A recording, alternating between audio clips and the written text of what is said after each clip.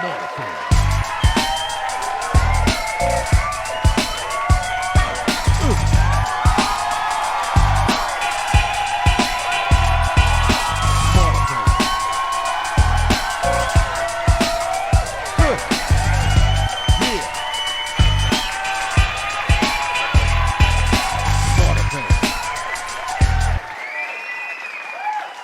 Hey everybody, welcome to another segment of Smarterfan podcast where we bring you behind the veil of sports, business, and life.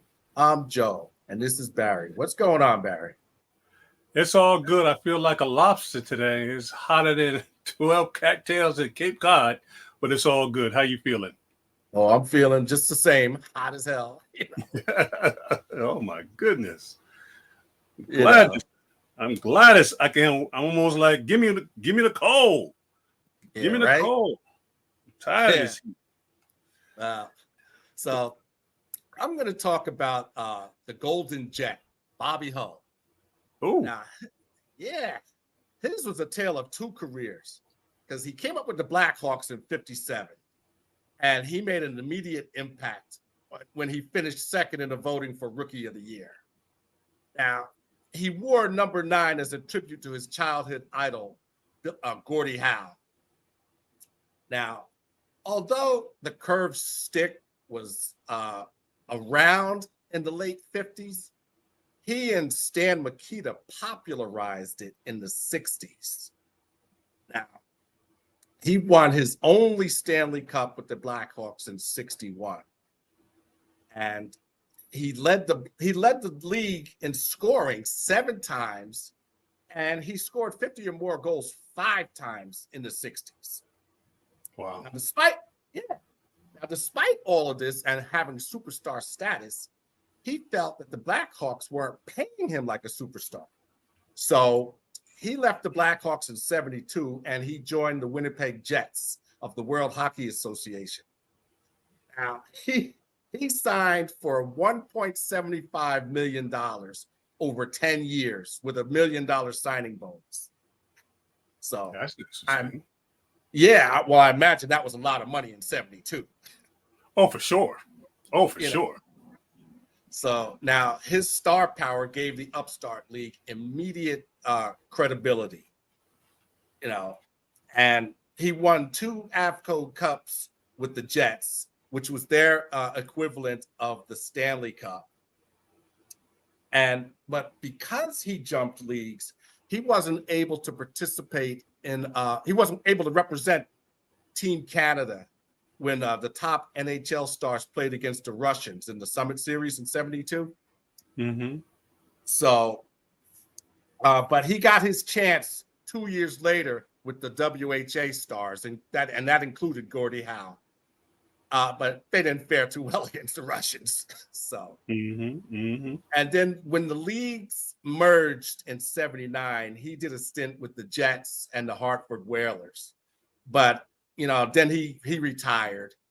But in 81, he made a comeback at the age of 42. He tried to make a comeback anyway with the Rangers. But, it didn't pan out. So he retired for good after that. But his slap shot was clocked at 118 miles an hour. Man, you couldn't pay me to stand in front of that puck. And back then, goalies were playing without masks too. So you can imagine how scary that was. No way. No way. So, but he and his son, they're the only father-son duo to score 50 or more goals in an NHL season. Wow. And that duo is one of a couple of duos that are father-son duos that are in the Hall of Fame. Unfortunately, he died last January at the age of 84. So, but he had a hell of 2 careers, to say the least. Absolutely. Absolutely. Yeah, that's amazing. That's amazing. That's just really amazing. Oh, yeah. I met him at the county center at a card show, like a couple of months before he died. Very Oh, really? gracious man. Yeah, very gracious. You know. Wow. But anyway, so what's going on with Wilt Chamberlain? Man, Wilt has always been one of my favorite athletes. I think more than a basketball player because he ran track, he played in track. He was just like this great, amazing all-around athlete. And I was going back in the archives and just looking at, there was a picture of him standing between Shaq and Patrick Ewing. And the man is so fit. You're like, yo, he could suit up. He could really suit up. And it's just amazing, his career, his timeline. I mean, he started his timeline when not a lot of blacks were in the NBA. Right. Yeah. You know what I mean? Until and then it got to be more popular towards the end of his career.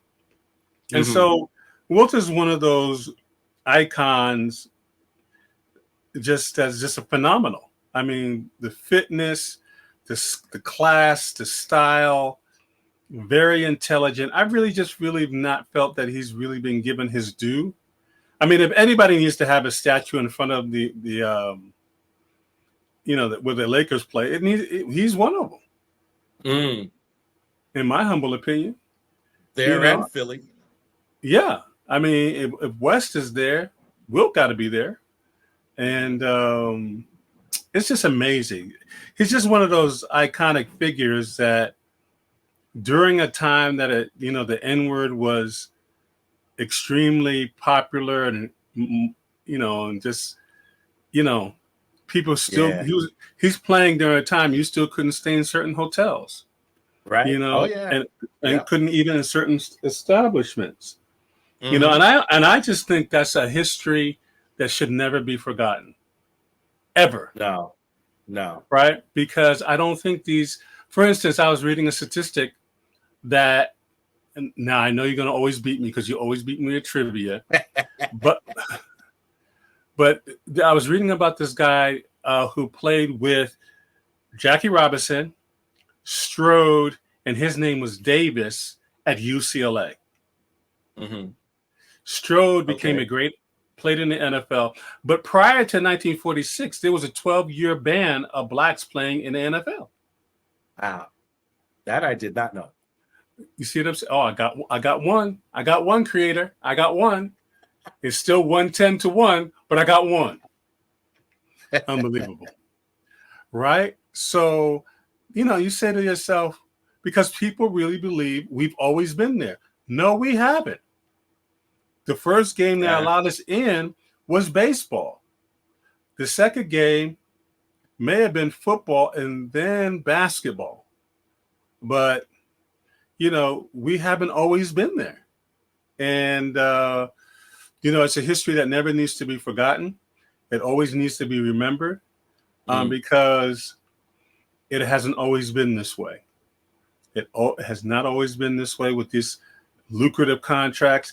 And let me stop there. These lucrative contracts, because I want to talk about the situation that Jay Morant now finds himself now that you have the ascendancy of who? Ant-Man. Yeah. But I'll talk about that next week. You got to be able to recognize your window of opportunity because this is what can happen to your career. The next hot flavor can show up and no one really cares. Now think about it. Now you're older. You know what I mean? Whether or not you get that large contract is up in the air. It all depends on how you're able to come back. You see how life is funny?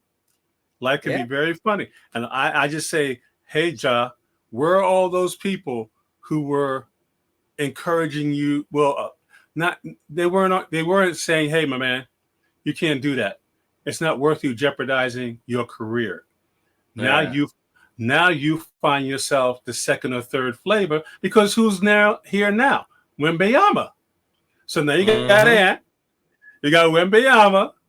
You see what I'm saying? So that window when he got hot, he doesn't know if he'll ever see that again. That's right. That's right. It's gonna be a much harder climb because now he's got to climb it as an older player. Yes. Yes. You know. So, but let me throw the 5 rings of the Olympics back at you. That's right. And speaking of basketball, KD came back from that calf injury and made his presence known. He dumped 23 coming off the bench against Jokic and Serbia. You know, now it was this was a much anticipated rematch between them and South Sudan, but there was no doubt who was the winner and who took charge in that game. I mean, winning 103-86. So they erased all doubt of that. You know, and then go ahead. No, go ahead. Oh. Now then the Ant-Man, so to speak, he dumps 26 on Puerto Rico. And so they won that game 104-83. So now they clinched the overall seed in the medal round, and they'll be facing a very physical Brazil in the quarterfinals tomorrow, I believe. So now Simone Biles. I have to tip my hat to this young lady. She was nursed. She came back from a calf injury also. And with a heavily taped leg, she bounced back and led the U.S. team to the gold over Italy and Brazil. She's a bad woman. Oh, yeah. She's a bad woman.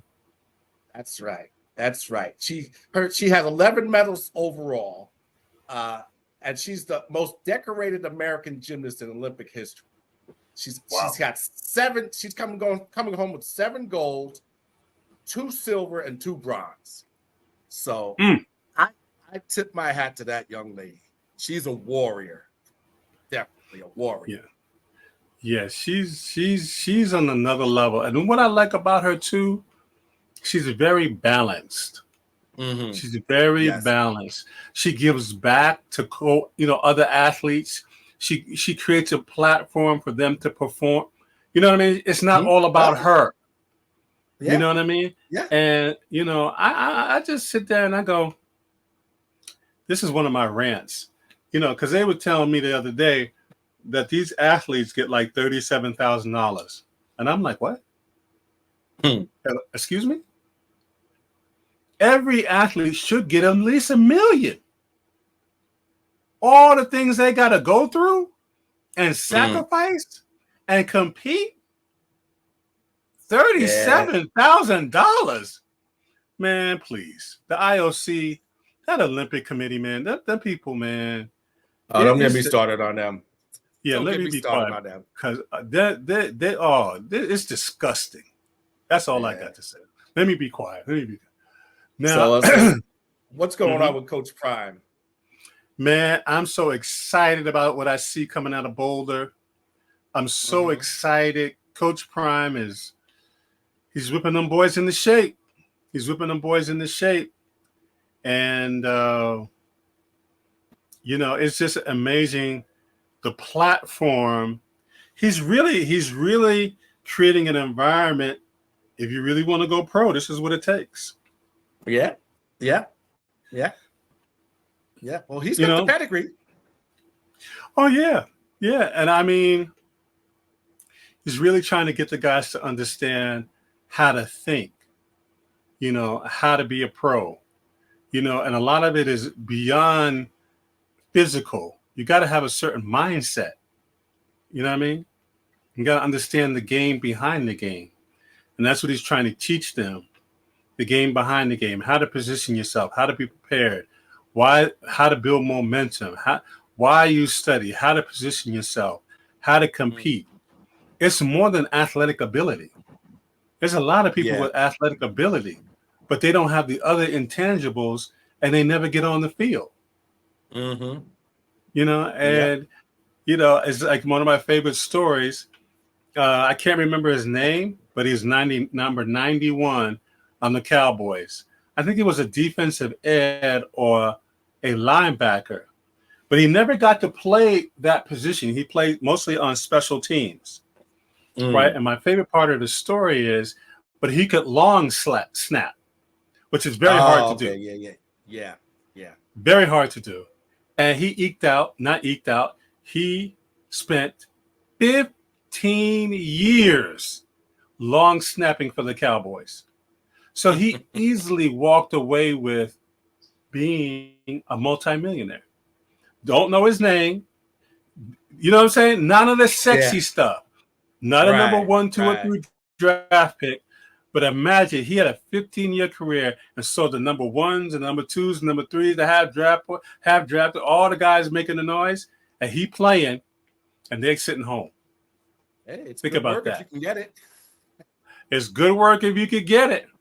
And that's, I think, one of the things that Coach Prime is trying to get across to these guys. There's many ways to get in the league, but you have to have a core foundation. Yes. You gotta have skills. You gotta have skills, whether that skill is being able to play multiple positions or being able to have the right attitude, be on time, be reliable, and most important, be consistent. Because a coach would have to have a consistent average player than a really talented inconsistent player. Yeah. Because the way momentum works, that consistent player who may be average is going to make a big play for you.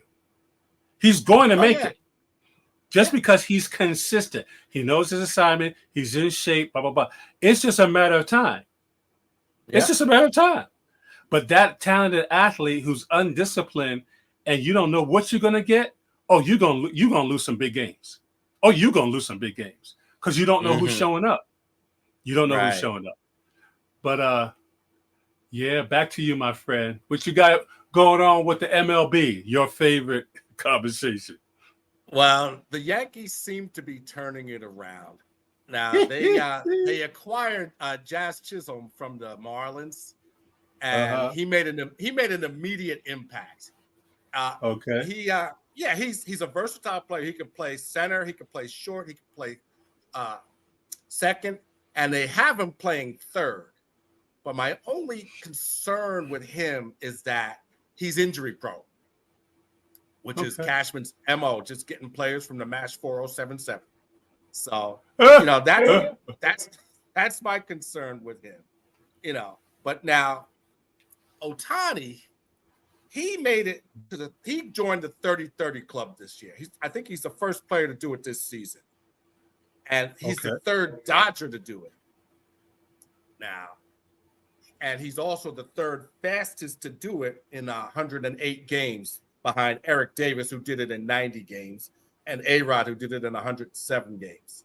So this guy, there's just no limit to what this guy can do at this point, So now, Mike Trout,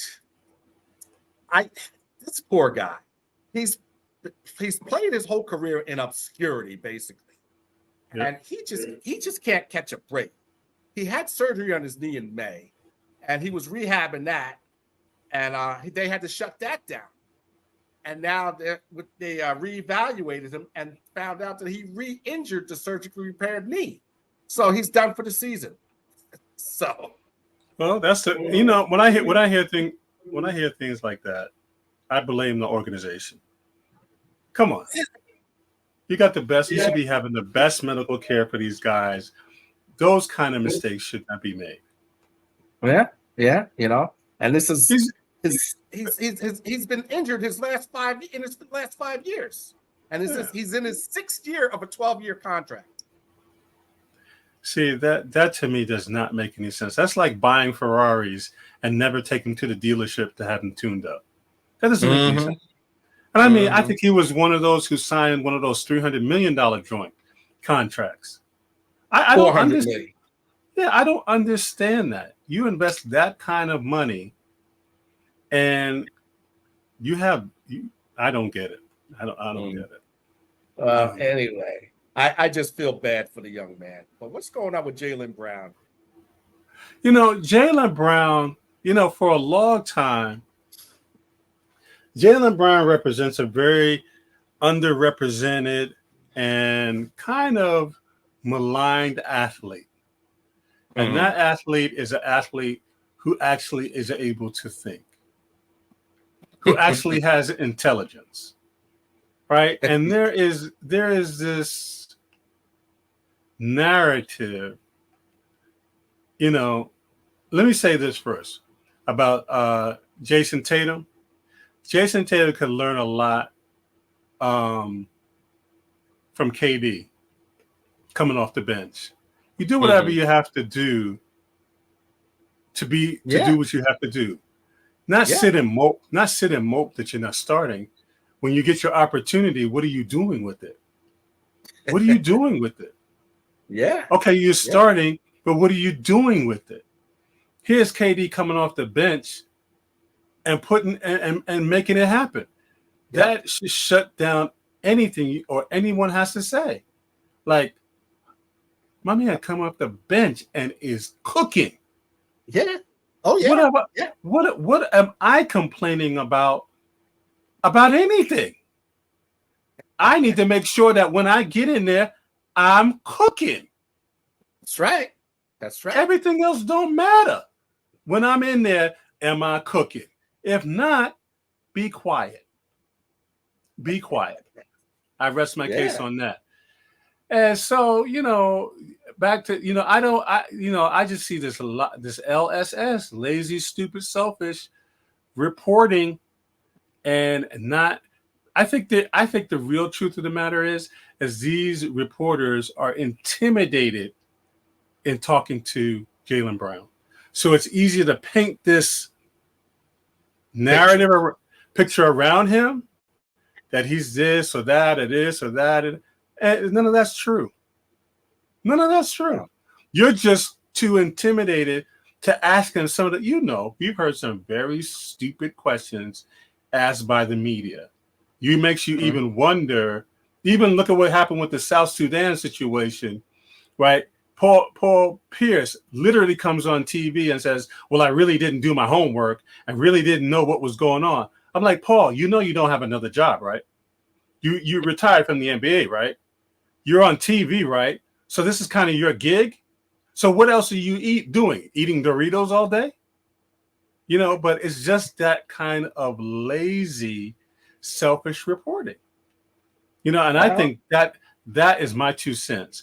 They're intimidated by having to actually think about what they ask. Because if you really look, like I was watching Noah Lyles and the Olympic post interview, the questions were terrible, literally terrible. Well, I mean, it was just like, do these guys do this regularly? Terrible. We'll have to pick it up next week. All right, my friend, I got some stuff coming, some stuff. Merch is cooking, things are cooking. Mm-hmm. So we're gonna have an exciting comeback next week, and we're gonna have more exciting things for our Smarterfan family. As we say, stay in the game, fam. Stay in the game. That's right. That's right. Have a good night. Good night now. Smarterfan.